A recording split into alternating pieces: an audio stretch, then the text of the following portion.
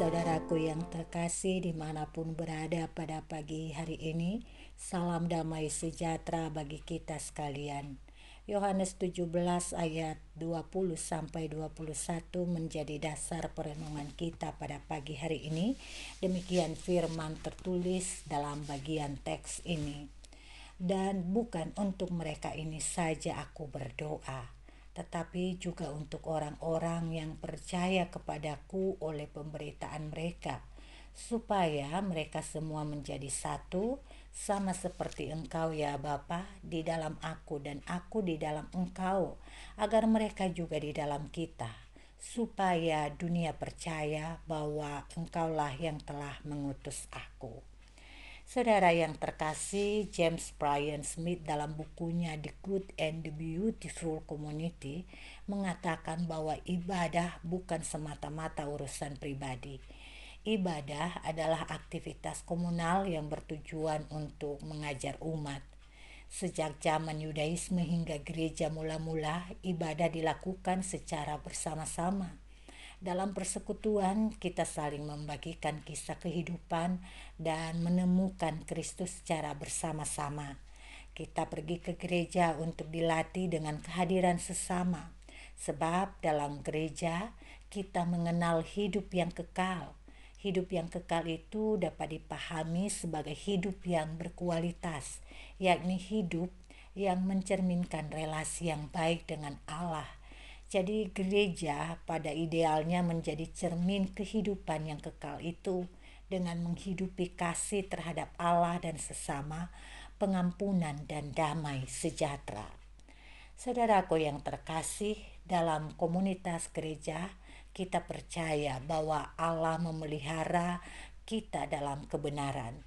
Sebagaimana doa Tuhan Yesus untuk para murid menjelang kepergiannya, Yesus tidak berdoa untuk pribadi-pribadi saja, melainkan ia berdoa untuk sebuah persekutuan, dan bukan hanya persekutuan spesial 12 murid itu saja, melainkan ia berdoa tentang komunitas orang-orang percaya kepadanya.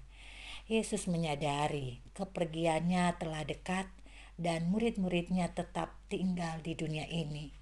Itu berarti bahwa mereka harus menghadapi kehidupan, yakni permusuhan dan hidup dalam tekanan di antara orang-orang yang tidak percaya kepadanya. Namun yang unik saudaraku, dalam doanya Tuhan Yesus tidak meminta umat percaya kepadanya dipisahkan dari dunia. Ia justru meminta agar umat ini dipelihara di tengah-tengah dunia.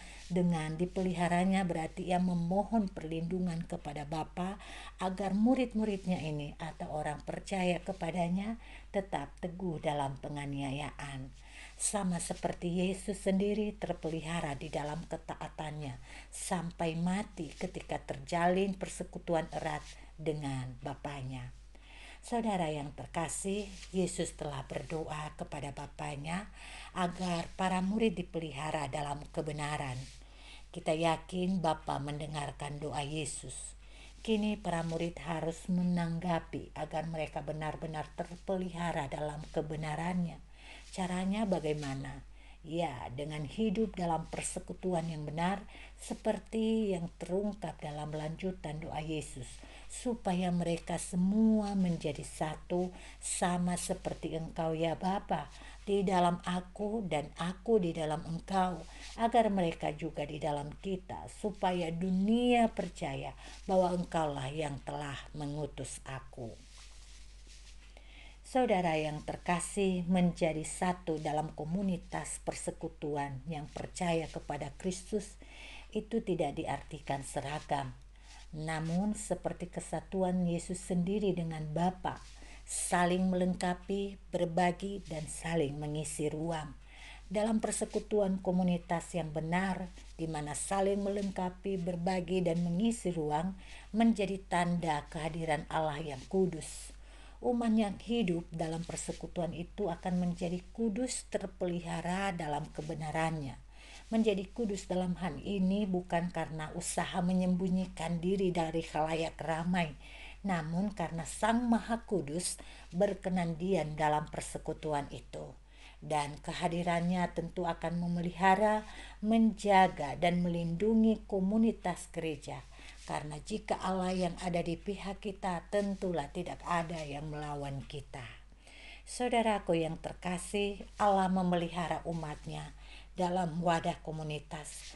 Maka komunitas dalam hal ini, gereja, harus sungguh-sungguh memelihara kekudusan yang telah dipercayakan kepadanya.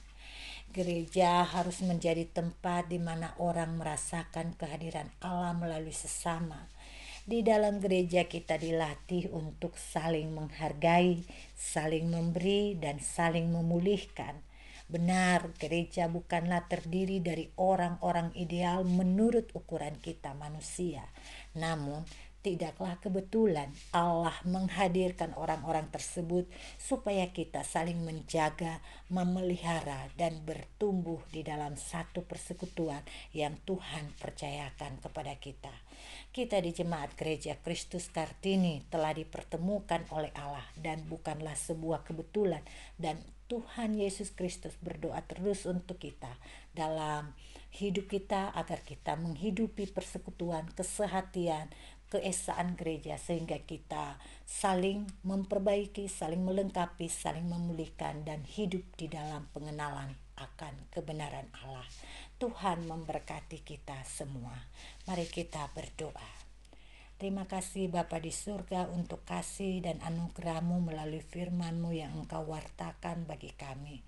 Biarlah perenungan ini menjadi bagian yang terdalam dalam ingatan kami sehingga kami menghidupi kesatuan gereja, persekutuan yang hidup, persekutuan yang sehat di mana kami saling berbagi, saling peduli, sambil saling berbagi ruang dan saling memulihkan dalam setiap pergesekan yang terjadi. Ini doa kami Bapa, kami memulai langkah kehidupan kami di pagi hari ini.